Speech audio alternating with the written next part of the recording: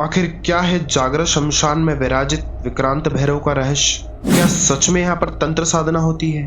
आखिर कैसे एक महात्मा का रूप धारण कर विक्रांत भैरव ने बाबा डबराल को दर्शन दिए? क्या सच में यह मंदिर हजारों वर्ष पुराना है? क्या सच में दीपावली पर इस मंदिर में हजारों दीपक प्रज्वलित हो गए?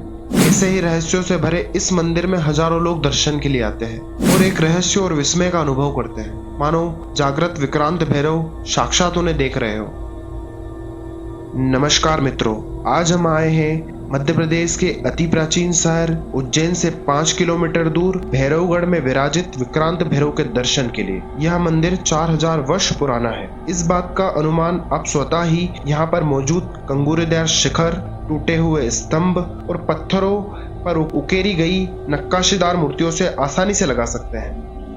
प्राचीन काल में यह मंदिर तंत्र साधकों और तांत्रिकों की तपस्या स्थली था। यहाँ पर उपस्थित प्राचीन मूर्तियां मानो स्वयं अपनी कहानी बयां करती हो। स्कंद पुराण के अनुसार मां पार्वती ने उज्जैन में तीर्थों और प्रमुख देवताओं के वर्णन का महादेव से निवेदन किया। तब महादेव ने कहा, यहाँ पर 84 शिवलिंग के रूप में 84 महादेव, शिप्रा सहित 4 पवित्र नदियां, 8 भैरव, 11 रुद्र, 12 आदित्य, 6 गणेश तथा 24 देवियां विराजमान हैं। जिन 8 भैरव का महादेव ने वर्णन किया वो है दंडपाणिनि, विक्रांत, महाभैरव, बटुक, बालक, बंदी, षट पंचाशतक, अपार काल भैरव। विक्रांत का अर्थ है जिसकी देह अथवा शरीर स्वर्ण के समान कांति वाला हो। शिप्रा तट पर जागरण शमशान में विराजित भैरव की यह मूर्ति चैतन्य है। एकांत, नीरव और प्रकृति की मनोहारी सुंदरता लिए यह मंदिर दर्शनीय होने के साथ साथ मन को सुखद एहसास और आत्मा को शांति प्रदान करता है। इस चमत्कारी मूर्ति की खोज 56 वर्ष पूर्व उज्जैन के ही अध्यात्म के साधक श्री गोविंद प्रसाद कुकरेती बाबा डबराल ने की थी। अपनी ध्यानावस्था में मां गढ़कालिका और काल भैरव के निर्देश पर इस अज्ञात स्थल पर पहुंचे थे। यह बड़े आश्चर्य की बात है कि जो बाबा डबराल बचपन से भैरव के नाम से भयभीत होते थे, नियति ने उन्हें ही 28 वर्ष की आयु में अनन्य भैरव भक्त बना दिया। कहते हैं बाबा ने बचपन में अपनी जन्मभूमि ग्राम कड्डूर में सुना था कि भैरव 3 ताली बजा देते हैं तो विनाश का संकेत होता है, लेकिन कोई अदृश्य शक्ति उन्हें 1960 में वहां ले पहुंची जहां आज विक्रांत भैरव का मंदिर है।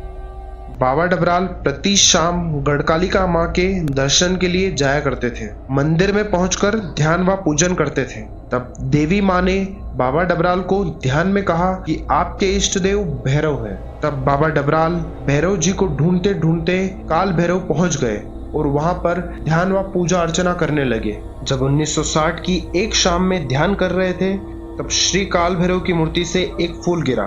पुजारी जी ने वह फूल बाबा डबराल को दे दिया। पूजा के बाद वे शिप्रा नदी में हाथ धोने के लिए गए। तब वहां उन्होंने एक रहस्यमयी और अद्भुत महात्मा को बैठे हुए देखा। उन्होंने महात्मा को प्रणाम किया। तब महात्मा ने कहा कि मैं कब से तुम्हारा यहाँ इंतजार कर रहा हूँ, कितने दिन लगा दिए आने में, और कहा इधर आओ, तुम्हारा भैरव तुम्हारी प्रतीक्षा में है।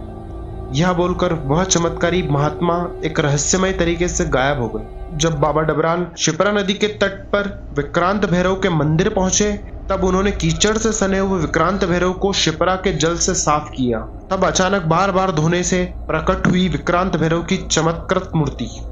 विक्रांत भैरव जी की प्रतिमा के दर्शन कर बाबा डबराल विस्मित, अभिभूत, चमत्कृत हाथ जोड़ते देखते रहे। जो बाबा डबराल बचपन से भैरव जी के नाम से भय रखते थे, उन्हीं बाबा को अपनी जिंदगी की मंजिल मिल चुकी थी। फिर बाबा ने मिट्टी का दिया जलाया, लाल गुलाब का पुष्प मूर्ति पर चढ़ाया, अगरबत्ती लगाकर पूजा की। श्री विक्रांत भैरव मंदिर का निर्माण व जीर्णोद्धार बाबा डबराल ने विक्रांत भैरव जी की प्रेरणा से ही किया।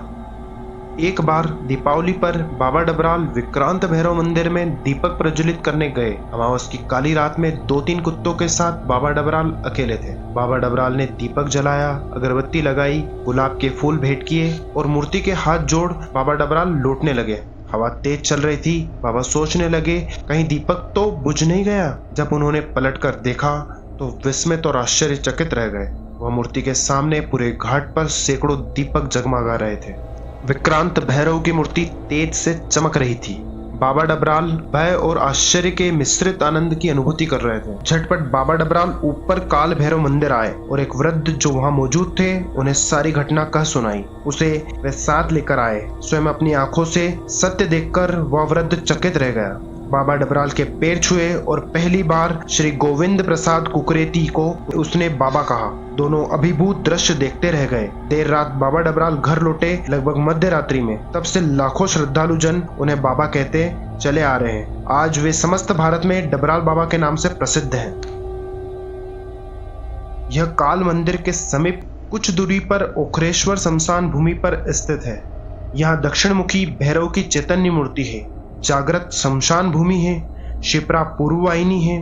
प्राचीन शिव मंदिर के साथ साथ सती माता के पूज्य चरण हैं। मातृकाओं की पाषाण प्रतिमा है। पुरुष और प्रकृति के संयोग की प्रतीक वाराह की मूर्ति है। ऊंचे घने वृक्ष हैं और सूर्यास्त के उपरांत अंधकार की चादर में ढका हुआ संपूर्ण रहस्यमयी वातावरण तथा विस्मयकारी शांति का साम्राज्य है। संक्षेप में कहे तो तंत्र साधना के दुर्लभ संयोग है। विक्रांत का अर्थ है जिसकी देह कांति तपाए हुए स्वर्ण जैसी हो। भैरव जी की मूर्ति वास्तुतः चैतन्य और प्रदीप्त है।